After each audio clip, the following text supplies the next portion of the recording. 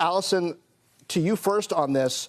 This is kind of this tragedy marks a moment for this industry. What do you think the financial implications might be?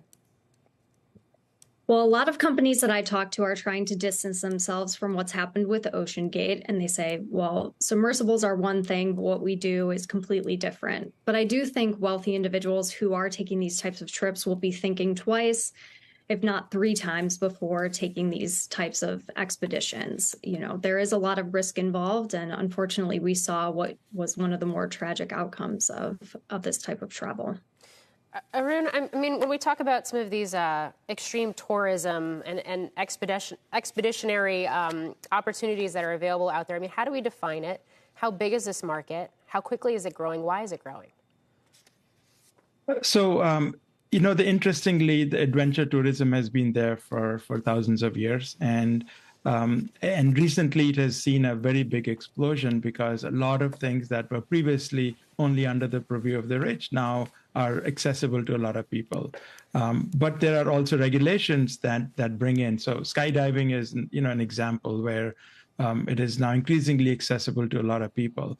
There are people who are going to want to distinguish themselves. There are bragging rights.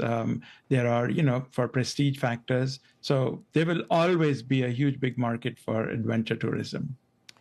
Allison Poley, again to you, does this raise the question of what sorts of assurances are adventure tourists going to need before embarking with a particular method? There were questions here with the Titan within the industry about, well, is this really safe? He's breaking some rules. He's not going with certain certifications. Do you think that the ultra-rich are going to require certain checkoffs now, unlike before? Because with skydiving, I mean, that hasn't changed that much in the last few years. It's not like people are insisting on doing brand new methods of that.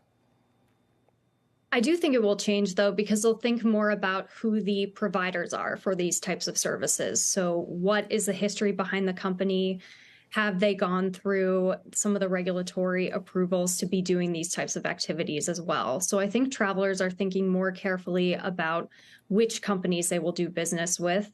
And I spoke to passengers who had previously been on the Titan, and they mentioned that death is mentioned 3 times on the first page of the waiver. And so I think there is a high risk involved, and people will be thinking, if there's a waiver that is mentioning that it's an, exploratory type of vehicle, then there will be a lot more hesitation on their behalf.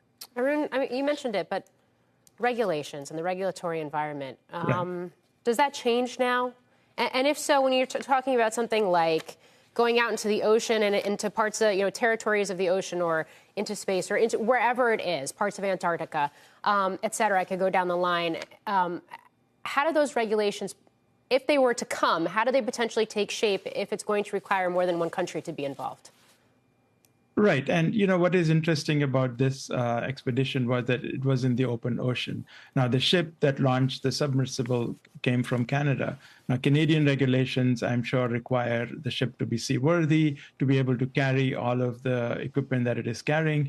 But it doesn't drill down into, is the submersible capable of going to the depths? For that, the company needed to go through different certification, which it didn't. Now, as opposed to you were earlier talking about space travel, space travel has to happen within the boundaries of a nation. And so each nation has regulations on certifications and all kinds of equipment testing that has to be done. In the U.S., we have sent so many rockets up in space that our regulatory environment is very strict and very clear. So anyone being launched into space from U.S., at least there is minimum amount of credibility of the regulations at stake. But this was in the open ocean. There was no regulation there.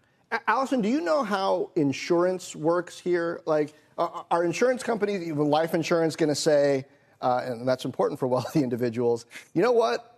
There need to at least be certain certifications if you're going to do something like this, or maybe you just can't do this and expect for your family to collect on your insurance?